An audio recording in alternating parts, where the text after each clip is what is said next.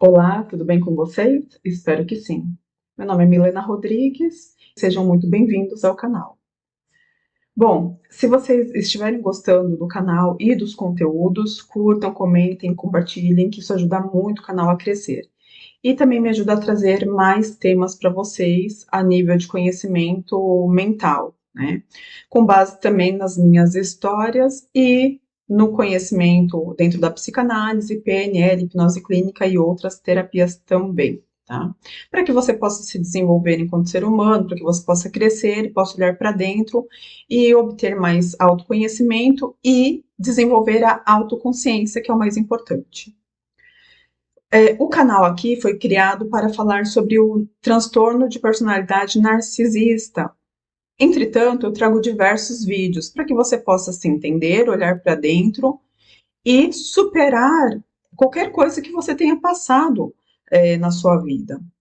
Lembrando que você pode ter sido vítima de alguma situação, mas há uma grande diferença entre ser vítima e se vitimizar e em se tornar vitimista.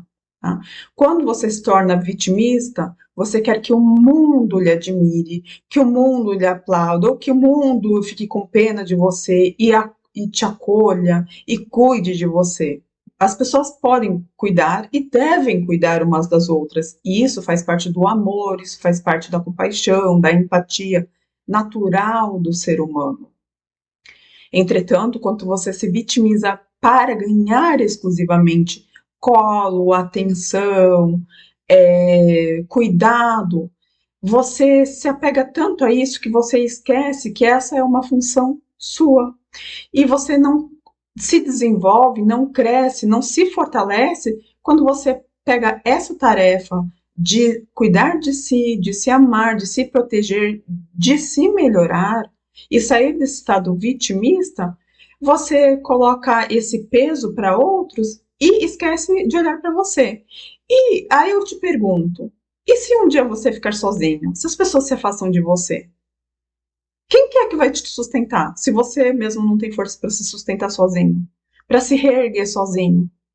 Tá? Eu não estou falando que você tem que ser forte o tempo inteiro, mas que você tem que pegar sim suas histórias que foram talvez doloridas, dolorosas, tristes, ou talvez você tenha sido vítima mesmo de algum. É, seja de familiares tóxicos, seja algum tipo de abuso, seja de roubo, enfim, você pode ter sido vítima, assim.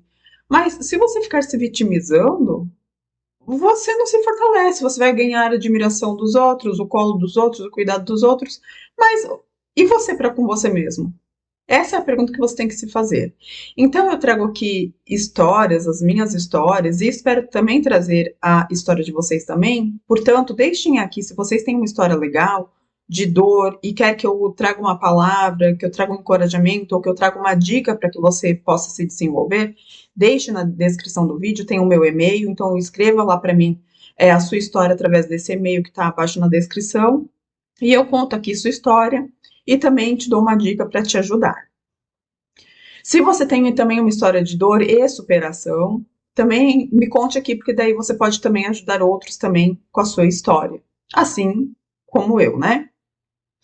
Então, continuando, eu abri o canal com o intuito de falar sobre o transtorno de personalidade narcisista com foco na parentalidade. Por que o foco na parentalidade, né? Em pais com transtorno de personalidade narcisista? Porque eu sou filha e só fui descobrir isso depois dos 40 anos. Depois de ter sofrido muito, de ter tentado ajudá-los muito, de sempre recorrer, de sempre dar a minha ajuda a eles e nunca receber ajuda de volta. E eu fui a filha, além de bode expiatório, parentificada também, né? Talvez você tenha sido filho parentificado e bode expiatório da sua família. E normalmente são as pessoas que têm mais força, né? Porque elas aprendem desde criança a ser fortes para cuidar dos seus genitores, né? Essa é a criança parentificada.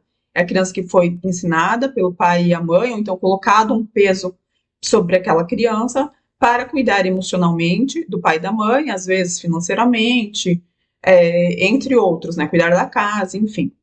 Então, os pais parentificam, aquela criança se torna pais ou emocionalmente, ou financeiramente, ou mesmo com o cuidado do lar e de outros irmãos ali, aprende a ser o adulto antes do tempo. Então, os pais parentificam aquele filho.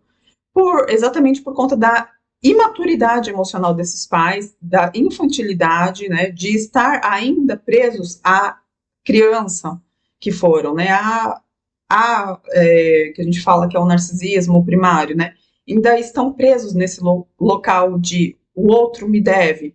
Então, o filho é uma extensão, acaba se tornando uma extensão desse pai e dessa mãe, e sendo parentificado. Então, normalmente, o filho, que é o bode expiatório, dentro da família, é quem vai receber todo o peso emocional, vai receber toda a carga negativa da família, tudo que acontecer de errado dentro da família, a culpa é daquele filho, né? Ele é visto como rebelde, problemático, o ingrato, mas nada disso. Ó. Normalmente é a criança que teve que ser muito forte, se tornou o adulto muito antes do tempo, né? E eu fui essa criança. Tanto que com 15 anos eu tinha um pensamento muito maduro para minha época, né? Eu não conseguia namorar com pessoas da minha idade. As minhas amizades eram os pais dos meus amigos, né? Eu tinha meus amigos de escola, mas as minhas amizades principais eram os pais dos meus amigos. Depois, com 19 anos também, minhas amizades da igreja também eram pessoas de 60 anos, 70 anos, mais de 50 anos. E nessa época de 15 anos, eu só conseguia namorar pessoas muito mais velhas do que eu. Então, homens com 10 anos a mais do que eu, com 15 anos a mais do que eu, né? Não gostava de pessoas da minha idade. Mas tudo isso por conta de ter sido parentificada e desenvolver a minha parte adulta muito antes do tempo. Depois disso, eu comecei a entrar mais em um equilíbrio, mas isso foi pesado para mim, né? E é esse peso que eu venho falar um pouquinho para vocês agora. O quanto será que vocês que passaram por relacionamentos tóxicos, né, não estão carregando hoje em dia dentro de vocês quanto peso que estão te levando à ruína emocional, financeira, física, né? Às vezes a gente se destrói, se deixa levar por conta do outro, do que aconteceu lá na infância. E como eu sempre falo, a nossa vida é movida por registros inconscientes. O inconsciente move nossa vida. Então, se a gente não entender que a gente tem que estar consciente das nossas repetições de padrão, a gente vai novamente repetir as mesmas questões, os mesmos erros, os mesmos problemas, até que a gente tenha consciência disso e os corrija. Então, a gente vai limpando a nossa mente, a nossa gaiola mental, a nossa estrutura psíquica, devagar. Mas para isso precisa haver consciência, e é o que eu trago aqui para vocês. É desenvolver a autoconsciência, a autopercepção. Então, em vez de se vitimizar, mesmo que você tenha sido vítima, olhe para o que aquele problema veio te mostrar, o que aquela questão veio te mostrar, para que você se torne uma pessoa forte, mas dentro do equilíbrio, tá? Não arrogante, não eu sozinho, eu estou sozinho no mundo, porque tem pessoas que ela acabam desenvolvendo essa outra parte que também entra em desequilíbrio, né? Eu não dependo de ninguém, eu não preciso de ninguém, eu me viro sozinho, e isso não é uma verdade. A gente depende de tudo, mesmo que a gente esteja de outras pessoas, né? Mesmo que a gente esteja sozinho, por exemplo, que você mora sozinho, você precisa do padeiro para fazer seu pão, você precisa da indústria para entregar o seu leite, para você comprar o seu leite no mercado. Você precisa de um atendente ali para atender você num hospital, num UPA, ou qualquer outro lugar que seja, ou numa loja. Então você precisa do outro. Então, leva engano quem fala que eu sou sozinho, morri sozinho. Então, faça tudo sozinho, né? Será que você dá conta? Então, isso é uma utopia, né?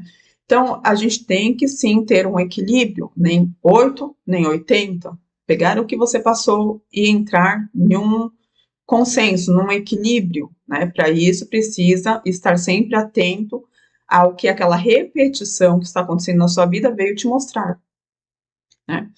Então, assim, como eu falei, eu descobri muito tarde que eu sou filha de ambos os pais narcisistas.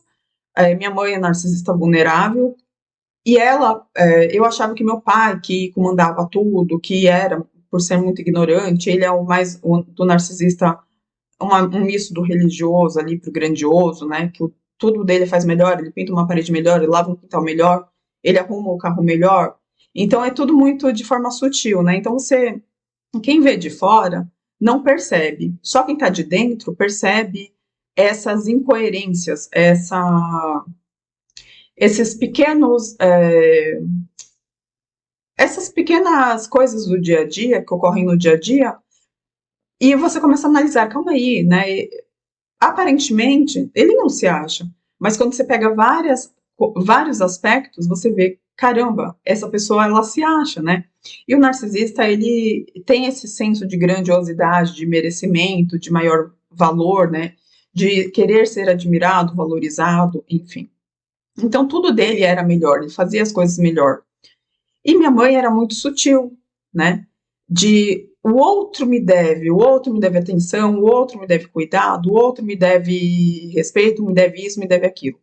Então é muito oculto, e ela fazia a mesma coisa. Eu fui descobrir isso depois dos 40 anos, depois de ter sido filha parentificada, de pensar em tirar até o que Deus me deu de mais importante, que hoje em dia eu agradeço a Ele por ter cuidado de mim e eu estar aqui falando com vocês. E entender que eu deveria tomar uma decisão depois dos 40 anos. Comecei a observar ainda mais coisas que aconteceram desde a minha infância. Quando eu comecei a estudar há 3 anos atrás sobre o transtorno de personalidade narcisista, a diferença é porque traços, como eu digo, traços narcísicos todos nós temos, faz parte do ego, mas quando você tem um conjunto de traços muito evidentes, aí é definido como transtorno de personalidade narcisista. É o modo como foi formado a estrutura da personalidade daquele indivíduo.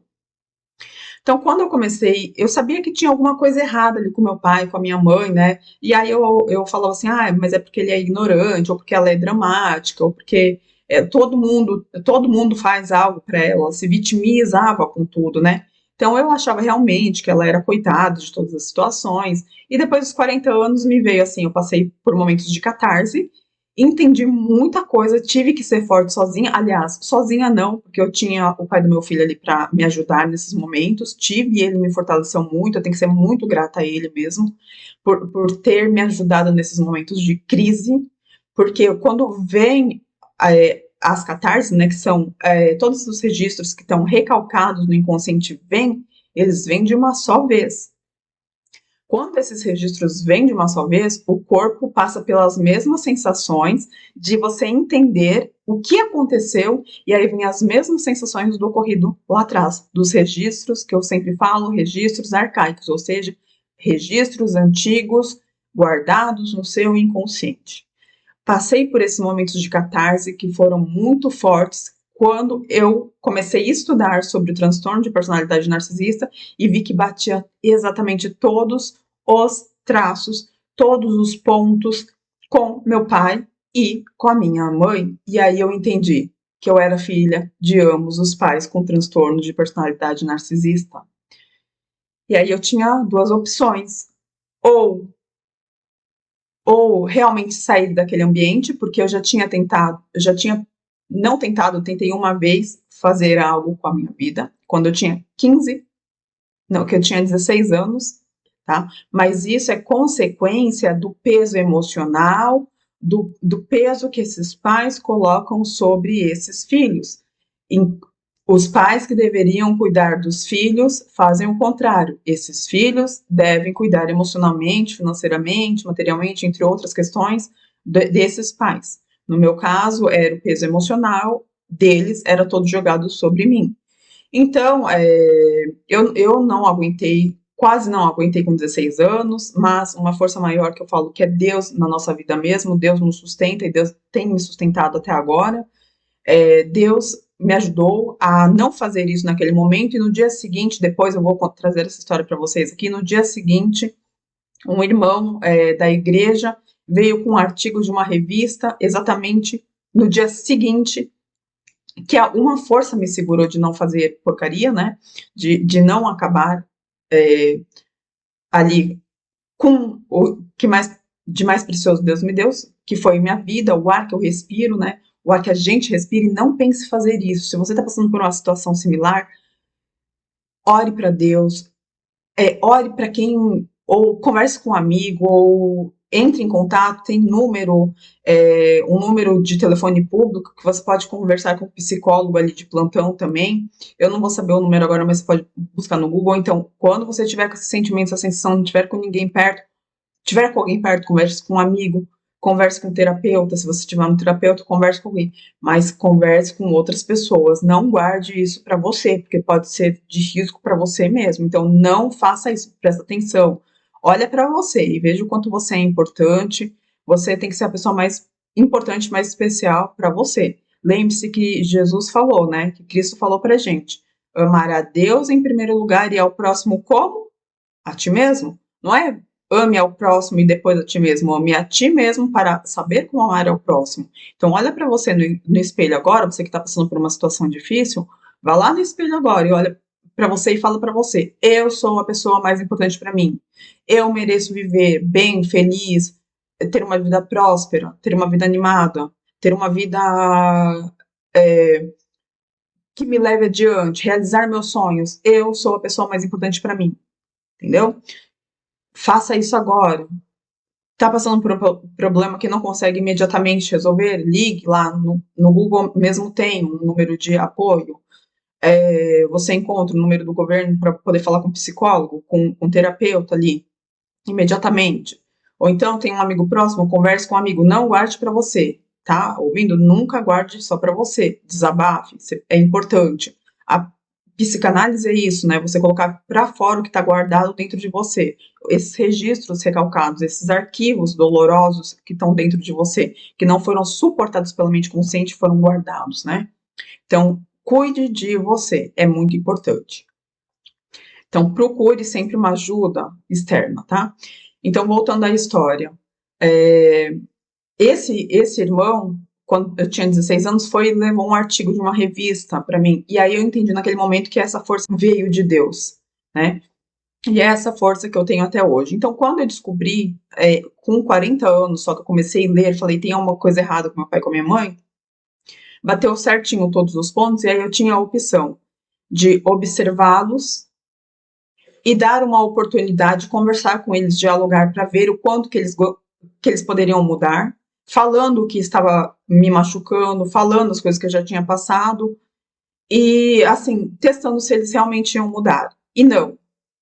Vamos supor, eu fiz alguma coisa pro meu filho veio assim: mãe, você fez isso, isso doeu em mim. Aí eu vou, cara, desculpa, filho, foi sem querer. Ou desculpa, filho, eu vou ajustar isso, né? E você realmente ter consciência e consideração pelo outro, independente de ser seu filho, seu pai, sua mãe, seu amigo, seu colega de trabalho, entre outros, né? Você tem que ter essa empatia, esse respeito, essa autorresponsabilidade para com o sentimento do outro. Entretanto, narcisistas, eles não veem assim. Eles acham que você foi o responsável por eles terem machucado você, terem causado uma dor em você. Bom, eu vou dar prosseguimento a esse assunto no próximo vídeo, porque vai dar 20 minutos, eu quero fazer vídeos mais curtos, para que não fique cansativo para vocês. Então, eu vou continuar essa história de como eu descobri o narcisismo dos meus pais e o quanto eu tive que fazer uma escolha importante. E fica de dica para vocês, não se vitimizem, tá? Se vocês foram vítimas, deem a volta por cima, se fortaleçam, coloquem isso em terapia, coloquem isso para outras pessoas para que você possa se ajudar e saiba que você pode sair do lugar que você está e se melhorar, tá? E ter essa autoconsciência. Então, eu vou parar o vídeo por aqui e vou dar prosseguimento no próximo vídeo, tá bom? Até daqui a pouco. Beijos. Fiquem com Deus.